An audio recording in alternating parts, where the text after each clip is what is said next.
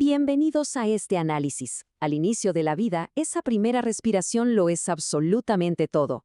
Hoy nos adentramos en una de las áreas más determinantes y, francamente, más delicadas de la medicina moderna, los protocolos de atención de enfermería en patologías respiratorias críticas. Estaremos enfocados muy especialmente en el cuidado neonatal, porque cuando la vida apenas comienza, la estructura, la rapidez y la precisión milimétrica de estos cuidados son literalmente la diferencia entre la supervivencia y el colapso. Imaginen el escenario por un momento. Es una situación de altísimo riesgo donde el reloj no perdona y cada segundo cuenta. De hecho, el síndrome de dificultad respiratoria es la causa principal de morbilidad y mortalidad en recién nacidos prematuros en todo el mundo. Si esa primera y vital respiración falla, se dispara de inmediato una emergencia que exige una intervención sumamente estructurada, rápida y basada totalmente en la evidencia científica. Bien, profundicemos en esto definiendo exactamente a qué nos enfrentamos en la unidad de cuidados intensivos. Tenemos dos conceptos clave. Primero está la disnea. Esto pasa cuando la respiración deja de ser un reflejo automático inconsciente y se convierte en un esfuerzo visible, aumentando muchísimo el trabajo del cuerpo. Y luego está la insuficiencia respiratoria, que es básicamente un fallo total del sistema para mantener los gases en la sangre en niveles seguros.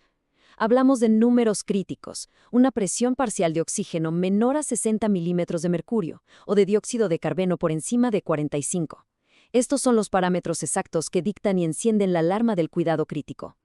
Para comprender todo este proceso, nuestra ruta de acción de hoy se divide en 5 puntos muy claros. Primero, la dificultad respiratoria neonatal. Segundo, la escala de Silverman-Anderson. Tercero, el manejo de la vía aérea. Cuarto, los cuidados críticos específicos. Y para cerrar, los diagnósticos y la conclusión del caso.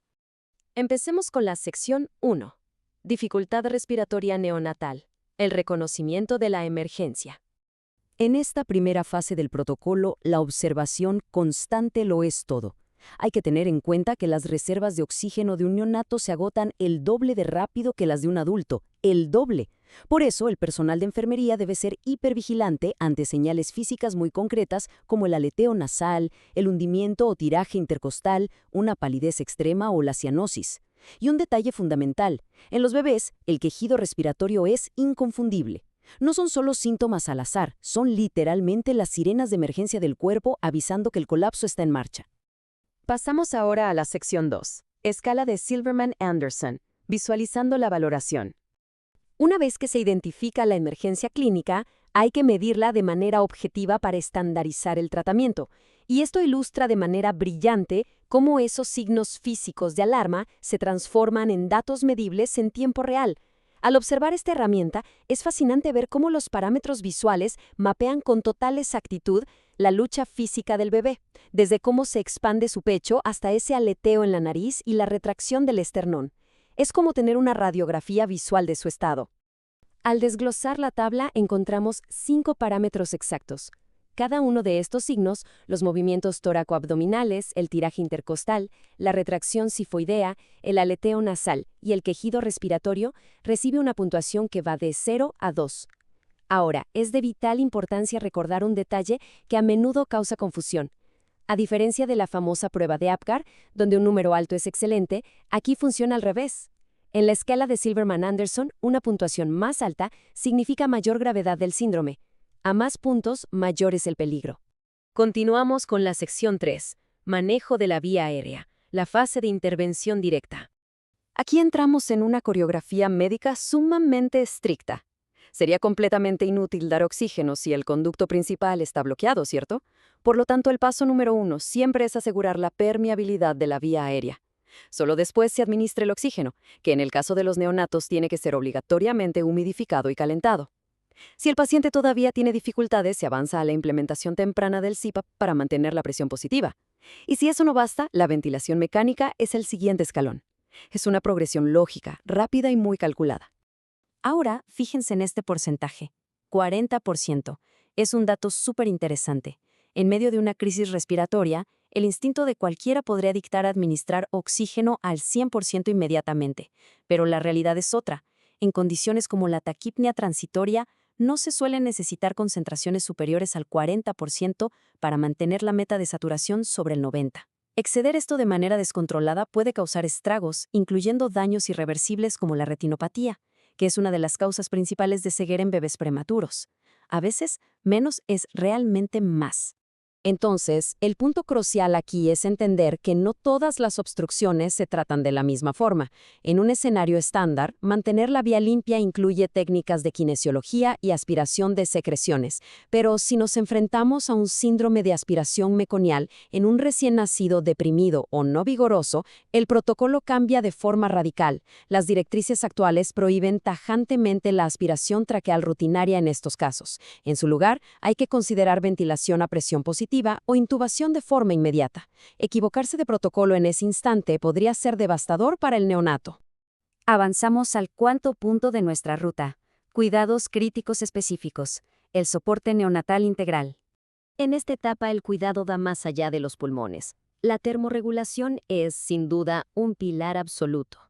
Debido a que los prematuros tienen muy poco tejido subcutáneo, se emplean servocunas, sábanas tibias e incluso envolturas plásticas especiales para mantener su temperatura entre 36 y 36.3 grados Celsius. La justificación clínica de esto es asombrosa. Si el recién nacido entra en estrés térmico, y muy especialmente en hipertermia, su cuerpo reacciona aumentando drásticamente el consumo de oxígeno y de glucosa. Es como exigirle un motor sin combustible que acelere a fondo. Un sistema que ya está colapsado simplemente no lo puede tolerar. Y tenemos otro reto monumental representado por este número, 80%. Para ponerlo en perspectiva, al momento de nacer, el peso corporal de un bebé prematuro es aproximadamente un 80% agua. Manejar toda esa cantidad de fluidos es literalmente caminar sobre la cuerda floja. Con un volumen de agua tan alto y riñones muy inmaduros que tienen una tasa de filtración bajísima, se necesita un balance hídrico estrictamente negativo. Es por eso que durante las horas más críticas de un distrés respiratorio, el protocolo manda dejar al paciente en régimen cero. Nada de vía oral. Ayuno absoluto. Toda la hidratación se hace de forma intravenosa con cálculos milimétricos para no generar una sobrecarga de líquidos que inundaría esos riñones tan vulnerables. Y para sostener este tremendo esfuerzo físico, la química entra en acción. Por un lado, tenemos la administración directa de surfactante exógeno por el tubo endotraqueal. Este surfactante es una sustancia fundamental que reduce la tensión de los alvéolos. Sin él, los sacos pulmonares se colapsarían y se pegarían como plástico mojado.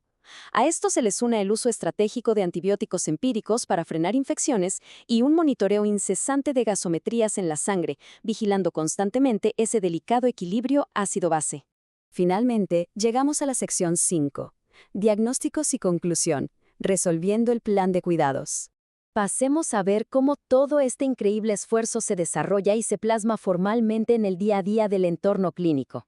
Todo se traduce en diagnósticos de enfermería estructurados y claros, como la limpieza ineficaz de la vía aérea, el altísimo riesgo de progresión de hipoxemia o la amenaza latente de acidosis derivada del mal intercambio de gases. Al ponerle nombre y formalizar estos problemas, el equipo asegura que tanto el turno actual como los siguientes continúen aplicando el protocolo con el mismo rigor y precisión.